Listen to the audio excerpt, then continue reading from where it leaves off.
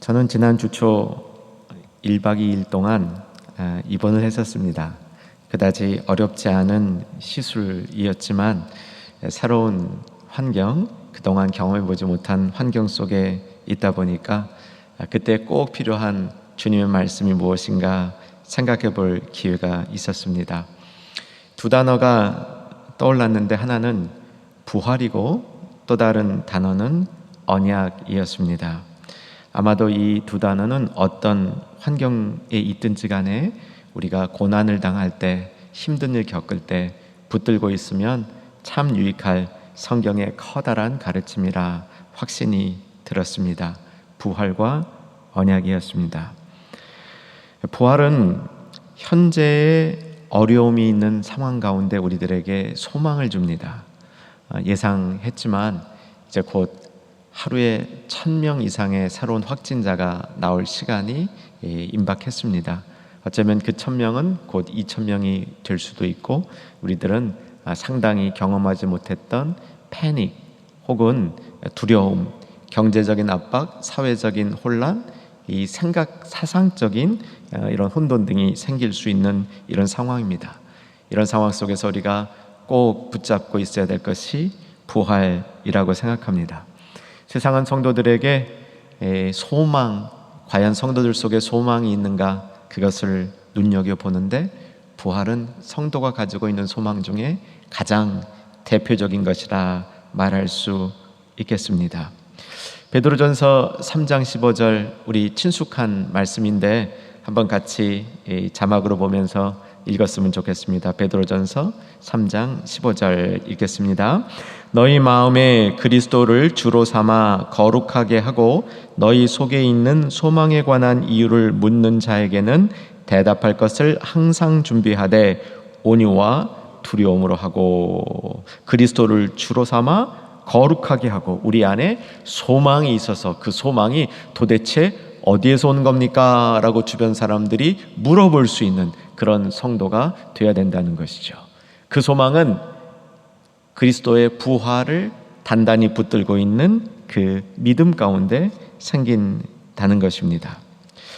시술을 마치고 병동으로 옮겨졌는데 얼마 후 잠시 정신을 차리고 보니까 병원 이 벽면에 이사야서 43장 1절 하반절이 붙어 있었습니다. 이런 말씀입니다. 잘 들어보시기 바랍니다. 너는 두려워하지 말라. 내가 너를 구속하였고 내가 너를 지명하여 불렀나니 너는 내 것이라. 우리에게 잘 알려진 말씀이죠.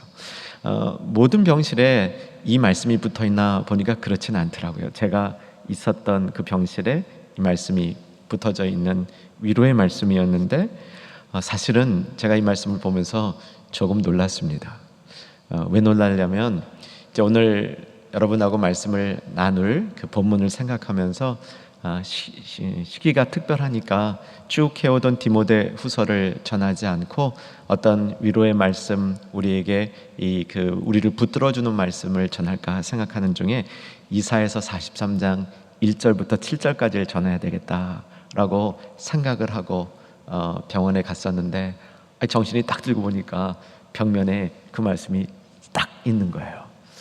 그런데 제 마음속에 들은 다음 생각은 뭐냐면, 올커니 이게 오늘 우리 온 교우들에게 주시는 하나님의 말씀이다 라고 생각된 것이 아니고, 제 마음속에는 이 말씀은 저를 위해 주는 위로로 받고 이 말씀이 담긴 또 다른 의미를 그저 늘 하던 대로 본문, 지나가는 그 흐름에 따라가는 그 본문 그대로 전하라 라는 이 마음의 도전이 있었습니다.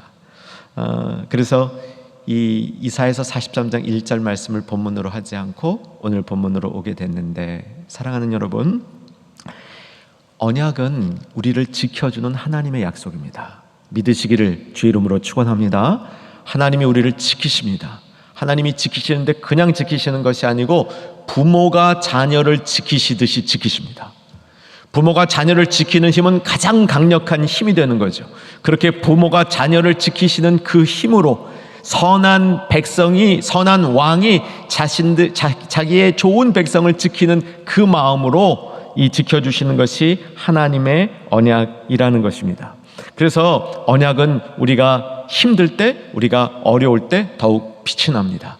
사랑하는 여러분, 이 언약이라는 것은 성경 전체에 흐르는 흐름이고 굉장히 많은 주제 설명 필요합니다. 아마 이것을 설명하려면 수많은 시간이 필요하겠죠. 그런데 언약이 우리에게 참 소중하고 복된 이유 중에 하나는 그렇게 깊고 오묘한 수많은 하나님의 논리를 우리는 아주 단순한 이미지로 언약을 실천할 수 있다는 겁니다.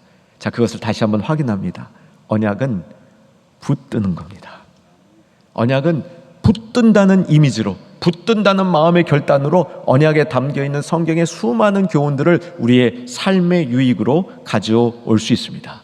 사랑하는 여러분, 우리를 지키시는 하나님을 붙드시기를 주의 이름으로 축원합니다. 하나님께서 우리를 붙들고 계시기 때문에 하나님이 우리를 붙드시는 그 붙드심을 우리가 붙들고 나가는 거죠. 하나님이 나에게 의탁해 놓으신 것이 있기 때문에 그거를 붙들 때 하나님의 손이 나를 붙들어 주신다. 이것이 언약의 핵심적인 의미라는 겁니다. 사랑하는 여러분, 어떻게 하나님을 붙드시겠습니까? 하나님을 어떻게 붙드실 수 있겠습니까? 신명기 6장 4절하고 5절에 보면 이스라엘 백성들이 매우 사랑하던 쉐마, 들으라 이스라엘아, 하나님이 우리에게 들려주시는 그 말씀을 붙들라, 이렇게 되어 있습니다. 한번 신명기 6장 4절과 5절 자막으로 보겠습니다. 신명기 6장 4절과 5절 말씀 같이 한번 읽겠습니다. 이스라엘아 들으라, 우리 하나님 여호와는 오직 유일한 여호와시니 너는 마음을 다하고 뜻을 다하고 힘을 다하여 내 하나님 여호와를 뭐하라? 사랑하라 되어 있습니다. 들으라 이스라엘아, 쉐마, 우리가 언약으로 붙들어야 할 가장 기본적인 말씀은 우리가 마음을 다하고 뜻을 다하고 힘을 다하고, 예수님은 거기다가 목숨까지 다하라고 붙이셨습니다. 마음을 다하고 뜻을 다하고 힘을 다하고 목숨을 다하여 내 하나님 여호와를 어떻게 하라? 사랑하라. 이것이 우리가 언약을 붙들 때 우리 마음속으로 붙들어야 될 하나님의 약속 있는 계명이며, 하나님이 또한 우리를 붙들어 주시는 방법이 된다는 겁니다.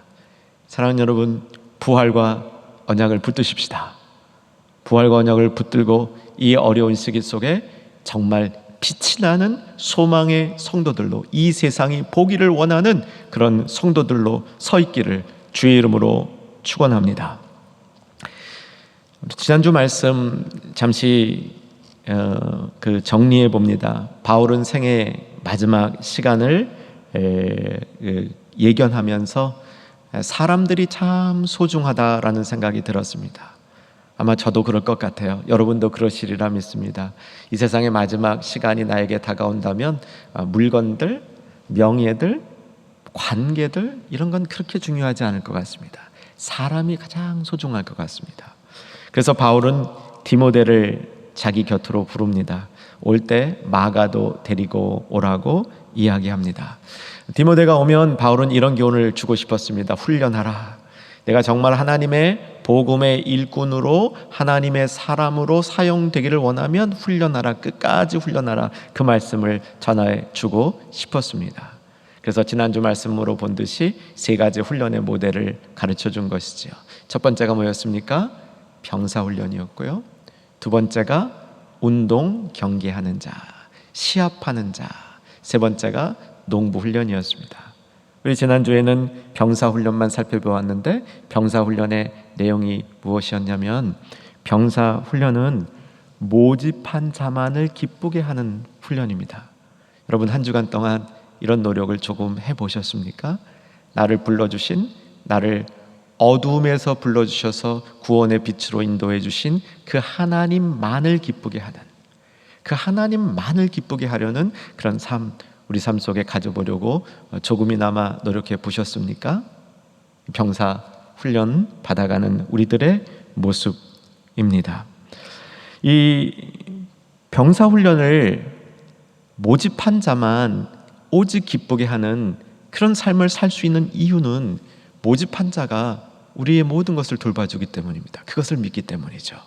모집한 자의 신실함 때문이죠.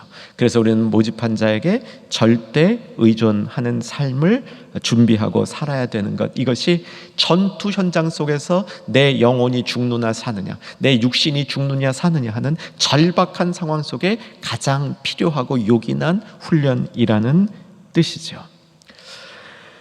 훈련받은 병사가 고통이 따르고 불편함이 아주 많은, 그리고 두려운 상황 속에서 전투를 해야 될 때 무엇을 해야 되는지 오늘 본문은 그것을 가르쳐주기 시작합니다. 8절 말씀이죠. 오늘 본문 8절 말씀으로 돌아와 봅니다. 오늘 본문의 첫 절 말씀인데 같이 한번 8절 읽겠습니다. 내가 전한 복음대로 다윗의 씨로 죽은 자 가운데서 다시 살아나신 예수 그리스도를 기억하라. 기억하라는 명령인데 뭘 기억하라고 얘기하냐면 예수님의 부활을 기억하라 명하면서 예수님의 부활에 대해서 요긴한 수식을 붙여주고 있는 겁니다. 병사가 전투 속에서 신전에 들어갔을 때 정말 죽기 살기의 싸움을 할 때 머릿속에 기억해야 될 것이 있는데 단 한 가지만 기억하면 되는데 그것이 뭐냐면 부활이라는 겁니다. 멋지지 않습니까? 죽음을 앞에 두고 사느냐 죽느냐 싸움을 하는데 머릿속에 염두에 둘 게 내가 어떻게 하면 살 것인가가 아니라 나는 부활한다는 확신이죠. 죽어도 살겠고, 이런 부활한다는 확신이 우리의 절대절명의 시간 가운데 얼마나 큰 힘이 되고 있는지 우리는 영적 경험을 통해서 성경의 가르침을 통해서 배웠고 확인하고, 이제 이 시간에 다시 한번 우리 삶 속에 실천하며 주변 사람들에게 보여주는 복된 능력 있는 충현의 가족들 되기를 주 안에서 소망하며 축원합니다. 본문이 강조하는 것은, 8절이 강조하는 것은 복음인데 이 복음이 좀 특별합니다. 우리 한번 다시 눈여겨봤으면 좋겠는데 8절 보시면 내가 전한 복음대로 이렇게 되어 있습니다. 내가 전한 복음대로. 요거는 의역입니다. 원문을 그대로 직역하면 뭐냐면 나의 복음을 따라, 나의 복음을 따라. 전했다는 말이 없어요. 이 전했다는 말이 의역인 겁니다. 나의 복음. 바울에게는 자신의 복음이 있었습니다. 바울에게 자신이 정말 붙들고 있고 믿고 있고 확인하고 있고 버릴 수 없는 복음이 바울에게 있었습니다. 그 복음이 무슨 복음이라고요? 부활의 복음이에요. 바울은 부활의 복음을 자신의 복음으로 붙들고 있었던 겁니다. 사랑하는 충현의 가족 여러분, 비록 우리가 그렇게 사모하는 충현 예배당에서 예배를 드리지 못하지만 여러분 마음속에 심령 속에 여러분의 복음이 있기를 주의 이름으로 축원합니다. 그 복음의 내용이 부활이기를 오늘 본문이 가르쳐주고 있는데 우리의 나의 복음이 곧 부활의 복음이 되기를 소망합니다. 나의 복음, 바울은 정말 들려주어서 자기가 알아서 아는 복음이 아니고 어떻게 전달받아서 그 살짝 가지고 있는 복음이 아니고 자기의 기친의 인격 속의 삶 속에 그대로 담아된 이것이 나의 복음입니다 라고 선포하는데 그것이 예수 그리스도의 부활에 관한 복음이라는 겁니다. 사랑하는 여러분, 우리는 십자가의 복음을 붙들고 있습니다. 아멘이시죠? 십자가의 복음을 붙들고 있는 사람은 나의 복음이 부활의 복음이 되어야 됩니다. 그럼 십자가의 복음은 특징이 있습니다. 십자가의 복음은 매는 힘이 있습니다.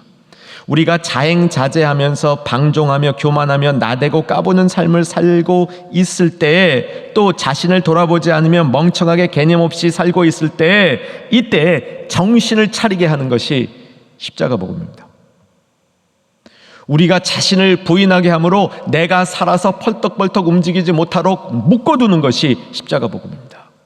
그런데 부활의 복음은 뭐냐면 우리가 실망하고 낙심하고 제한되고 눌리고 주저앉아 있을 때, 이때 우리를 일으켜 세우며 세상의 힘이 우리를 묶지 못하게 하는 복음이 부활의 복음인 것입니다. 우리는 십자가의 복음으로 나 자신을 부인하고 나 자신이 방종하는 것을 한편으로 묶어야 되지만, 부활의 복음으로 우리가 주저앉아 있고 낙심하고 있는 우리의 모습들을 다시 일으켜 세워서 이 시대를 향하여 복음을 진전시키는 복된 하나님 나라의 군병이 되어야 되는 줄로 믿으시기 바랍니다. 그래서 오늘 본문 9절에서는 매이지 않는 힘이 복음에 있다라고 선포하는 것이죠. 자, 9절 말씀 다시 한번 읽겠습니다. 9절 읽습니다. 복음으로 말미암아 내가 죄인과 같이 매이는 데까지 고난을 받았으나 하나님의 말씀은 매이지 아니하리라. 부활의 복음은 매이지 아니하리라 라고 선포하고 있는 것이고요. 10절에 그 부활의 복음 때문에 여러 가지 것들을 참으면서 그리스도 예수 안에 있는 구원을 영원한 영광과 함께 받을 것을 소망 가운데 확신하며 기대하고 있다라고 바울이 선포하고 있는 것입니다. 사랑하는 여러분, 확실히 부활은 매이는 힘, 매고 있는 이 세상을 얽어매고 있는 모든 힘으로부터 우리를 자유게 하는 능력이 있습니다. 왜냐하면 이 세상을 매이게 하는, 이 세상 속에서 사람들을 매이게 하는 가장 강력한 힘이 뭐냐면 사망이에요. 죄와 사망입니다. 죄와 사망 때문에 인간이 다 묶이는 겁니다. 인간이 자유도 상실하고 꿈도 상실하고 인간의 모든 것들이 상실되게 하는 가장 근본적인 요소는 죄와 사망인데, 이 사망을 이길 힘이 없었던 거예요. 왜냐하면 하나님이 세상을 창조한 에덴 동산에서 아담과 하와가 죄를 짓고 타락했기 때문에, 그로 인한 벌이 사망이었기 때문에 이 사망을 묶을 수 있는 힘이 세상에는 없었던 겁니다. 그런데 가장 강력하게 묶는 힘인 죄와 사망의 권세를 무엇으로 이긴 겁니까? 예수님의 부활로 이긴 겁니다. 그래서 예수님의 부활 안에는 그것을 묶을 수 있는 힘이 없다는 겁니다. 사도행전 2장 24절을 볼 테인데, 사도행전 2장 24절, 부활이 얼마나 이 세상을, 부활에 있는 사람은 매이지 않는 삶에 대한 선포입니다. 읽겠습니다. 하나님께서 그를 사망의 고통에서 풀어 살리셨으니 이는 그가 사망에 매여 있을 수 없었습니다. 그가 사망에 매여 있을 수 없었습니다. 그 예수의 부활 때문에, 그 예수의 부활이 모든 묶는 권세를 이긴다는 것이죠. 8절로 다시 가보시면 바울이 전한 복음을 얘기하면서 다윗의 씨로 죽은 자 가운데서 뭐라고 되어 있습니까? 다시 살아나신, 다시 살아나신, 이렇게 번역이 되어 있습니다. 제가 한 5년 전, 6년 전쯤에 미국에서 목회하던 시절에 한국으로부터 이 성경 번역에 대한 의뢰를 받았습니다. 제가 혼자 다 번역하는 건 아니고, 저는 이제 목회 서신 분야를 이제 새롭게, 지금 이제 개역 개정이 있지만 성도들이 조금 더 쉽게 그리고 정확하게 읽을 수 있는 번역을 하자 해서 신약을 전공한 이제 다른 교수님들과 함께 이 번역하는 일에 이 좀 제 이 파트를 이게 할당 받아서 목회 서신을 이렇게 쭉 새롭게 번역을 했던 시간이 있었습니다. 그때 제가 한 번역에 의하면 이 부분은 다시 살아나신 이 번역을 저는 이렇게 했습니다. 일어나셔서, 사실 제가 쓰고 싶은 말씀은 거기 더 붙어 있었어요. 벌떡 일어나셔서 지금도 활동하고 계신, 이게 이 의미라고 저는 확신을 해요. 물론 의역이죠. 직역은 아닙니다. 왜냐하면 이제 원어를, 그 원어가 가지고 있는 그 시제라든가 여러 용례들을 종합하면 이제 그런 결론이 나오는 겁니다. 여러분, 사도 바울은 여기서 예수님의 부활을 자기의 복음, 근데 평생 내가 가장 사모하는 나의 복음으로 붙들고 있었던 예수의 부활을 설명할 때 그저 그냥 살아나신, 일어나신 이렇게 설명할 수가 없었던 것 같아요. 그래서 예수님이 벌떡 일어나셔서, 이건 확정적이야, 바꿀 수 없어, 그 누구도. 우리 지금 최근에 코로나 바이러스로 확진해서 완치됐던 분이 또 다시 이 확진되는 경우 있잖아요. 이게 우리는 완치가 됐다 하더라도 그게 완치인지 아닌지 모르는 겁니다. 그런데 예수의 부활은 그런 게 아니라는 겁니다. 예수님의 부활은 한 번 부활됐을 때 돌이킬 수 없는, 절대로 돌이킬 수 없는 이 확정적인 일이 된다는 겁니다. 그게 예수의 부활이 확정적인 일이기 때문에 예수님이 부활하신 다음에 그저 부활하신 상태로 머물러 계시는 것이 아니라 활동하시고 통치하시면서 움직이시면서 이 세상 가운데 계속 그 부활의 능력을 발휘하신다. 이게 다시 살아계신 바울의 복음, 부활의 복음의 중요 부분이 되는 겁니다. 여러분, 이런 예수님을 믿으시기 바랍니다. 내가 예수의 부활을 믿는다 했을 때 그 예수님의 부활은 무덤에서 잠시 일어나셨다는 그 사실, 이것이 아니라 무덤에서 일어나신 예수님께서 지금 통치하시기 위해서 살아 움직이고 계시다. 이런 부활을 우리가 믿을 때 우리 삶 속에 부활의 능력이 제대로 나타나는 줄 믿습니다. 부활이 바울 복음의 핵심이었을 때 이 부활은 바울의 인생을, 그리고 바울이 교육하고 교훈하고 있는 제자들의 삶을 신실한 삶으로 바꾸어주는 그 언약의 말씀이 되었다는 겁니다. 사랑하는 여러분, 저도 이 말씀대로 선포하기를 소망합니다. 여러분, 부활을 믿으시죠? 부활을 믿으시는 분, 여러분 가정에서 한번 아멘 하시기 바랍니다. 마음속으로 아멘 하시기 바랍니다. 내가 부활을 믿는다 했을 때 그 부활은 내가 막연한 미래에 다시 죽지 않고 살아날 것이라는 기대선에서 그쳐서는 안 되는 것입니다. 그 부활은 벌떡 일어나셔서 지금 활동하게 하고 계신 그 예수님을 믿는 믿음이기 때문에 그 예수님 속에 담겨있는 하나님의 주요한 성품이 우리의 삶 속에 나타나게 하는 원동력이라는 겁니다. 그러면 그 하나님의 주요한 성품이 무엇일까요? 저는 몇 주 전 우리 사랑하는 청년의 가족들과 함께 하나님의 가장 중요한 성품이 신실하심이다, 선하심이라 이렇게 말씀드렸습니다. 기억하실는지요? 하나님의 선하심이 제가 믿기에는 하나님의 고유의 성품 중에서도 가장 이 복되고 으뜸되는 성품 중 하나라고 믿습니다. 그 하나님의 선하심과 형제관계에 있는 게 하나님의 신실하심입니다. 하나님의 선하심에서 은혜가 비롯되죠. 그 은혜는 자격 없는 자들에게 자격을 부여하는 겁니다. 신실하심은 우리에게 언약이 가능케 되는 겁니다. 하나님이 우리를 왜 붙들어 주십니까? 내가 하나님을 꽉 붙드니까 마지못해 붙들어 주시는 겁니까? 아닙니다. 우리가 하나님을 붙들 때, 하나님의 언약을 붙들 때 하나님이 우리를 붙들어 주시는 이유는 언약의 주체이신 우리 하나님은 신실하시기 때문입니다. 여러분, 하나님의 신실하심을 마음으로 사모하시고 지금 마음속에 받으시기를 주의 이름으로 소망합니다. 얼른 받으시기를. 신실하신 하나님, 나는 그 신실하신 하나님을 사모합니다. 그 신실하신 하나님의 성품이 내 안에도 나타날 수 있기를 간절히 기대합니다. 여러분, 믿음으로 이 선포되는 말씀을 받으시기를 주의 이름으로 축원합니다. 매우 예쁜 두 자매를 소개하겠습니다. 둘 다 제 애인입니다.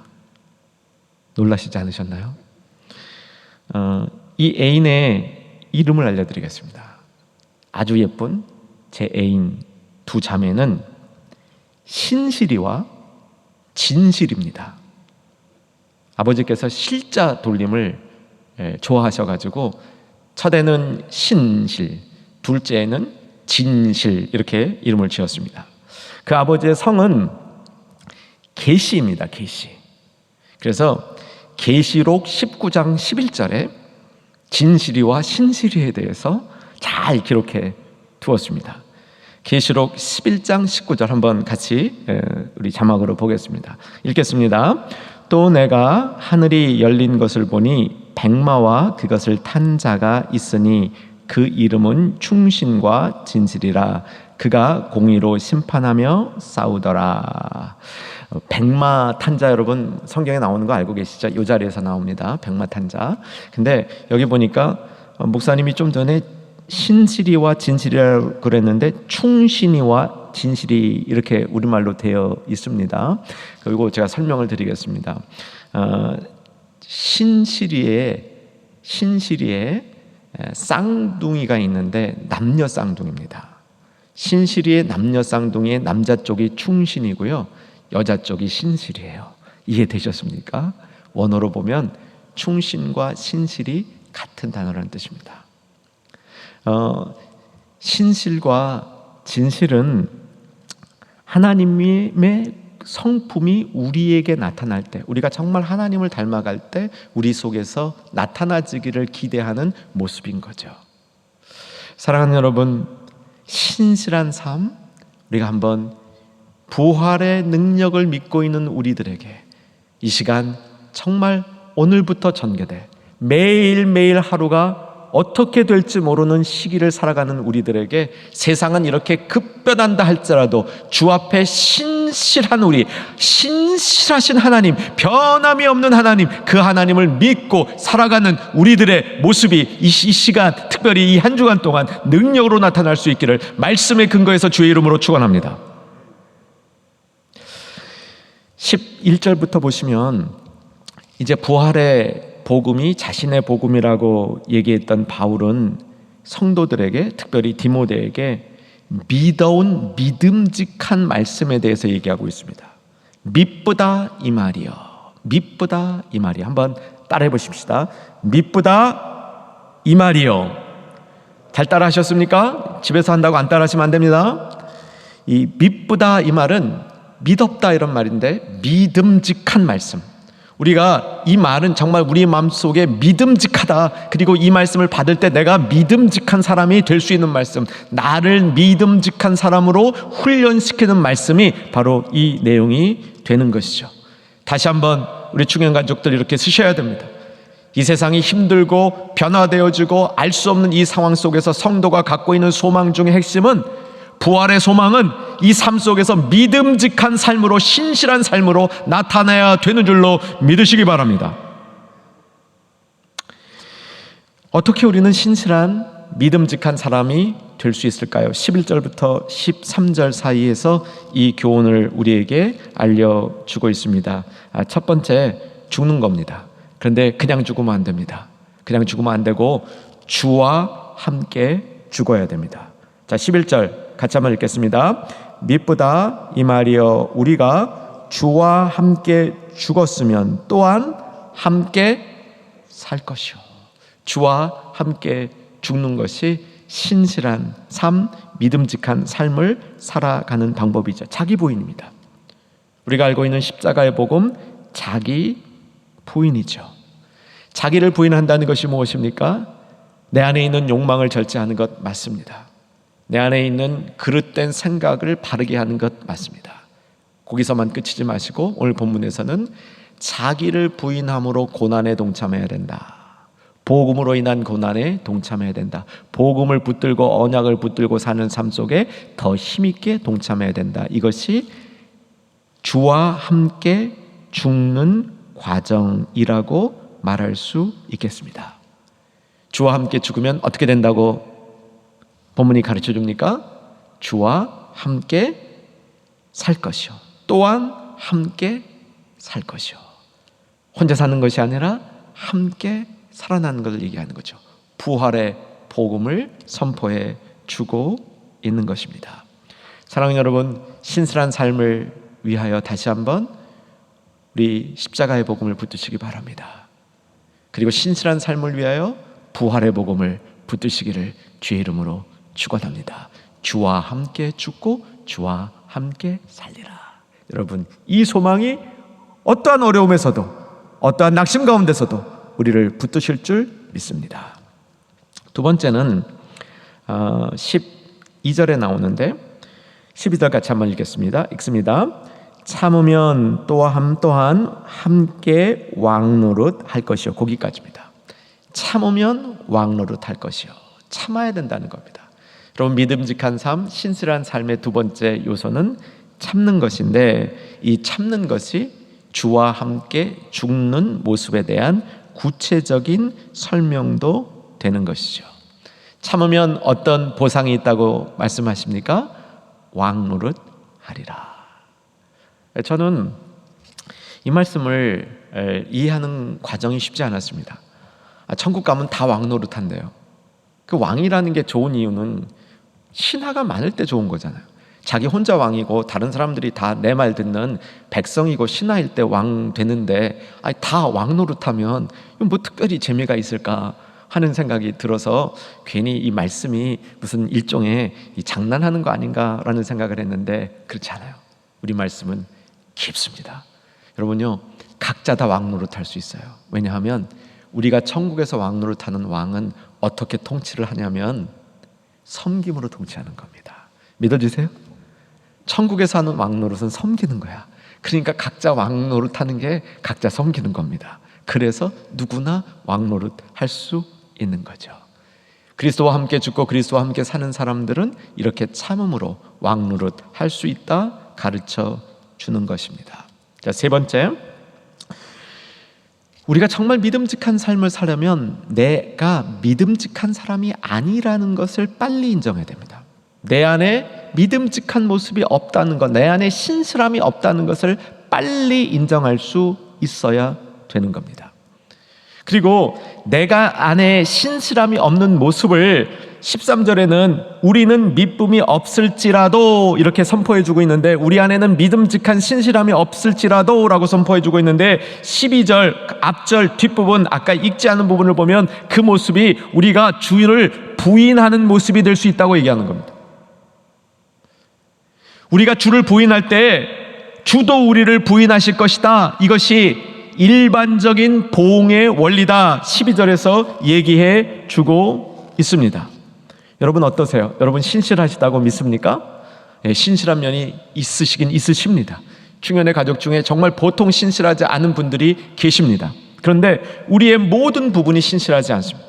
우리 속에는 허점이 있고요, 신실한 것 같은 부분이 있는데 그렇지 않은 부분은 실제로 더 많습니다. 사실 신실하다고 생각하는 그분 안에도 교묘한 거짓이 숨겨 있을 수 있는 것이 우리의 모습이죠. 그래서 하나님은 때로는 이런 방법 저런 방법으로 우리를 흔들어 보시는 겁니다.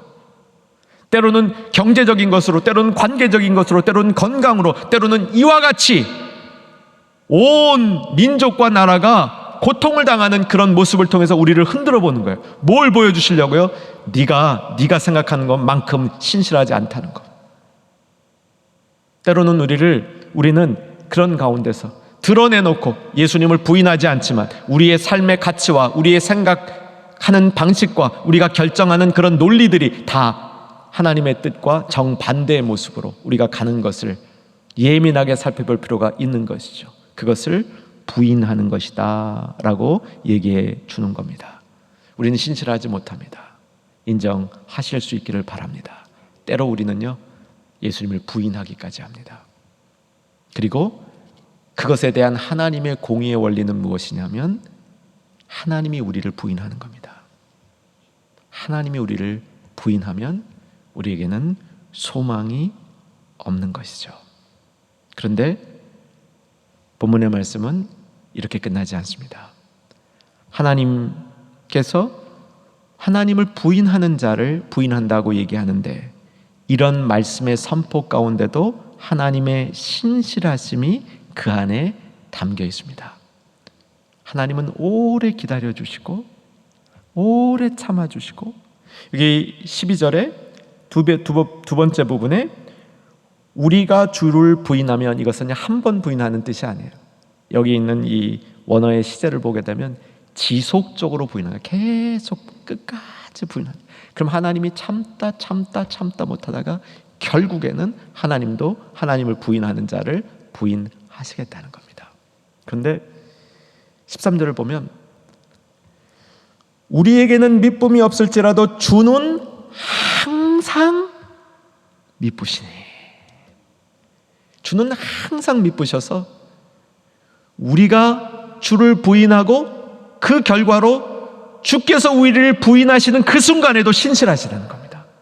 여러분, 이 말씀의 뜻이 우리의 심령 가운데 깨달아질 수 있기를 주 안에서 소망합니다. 사랑하는 여러분, 혹시 호가 있으십니까? 호는 이름을 다르게 이제 부르는 거죠. 우리 어르신들 보면 호가 있지 않습니까? 그냥 그 이름을 부르지 아니하고 그 호를 이제 대신해서 부르는데, 요즘 사람들은 호가 있는 경우는 별로 없는 것 같아요. 요즘에 호가 있는 분들은 주로 이제 문인들은 호가 있는데, 이제 호가 별로 없는 것 같아요. 제가 저도 호가 없습니다. 지금 이제 갖고 싶은 호가 하나 생겼습니다. 알려드립니다.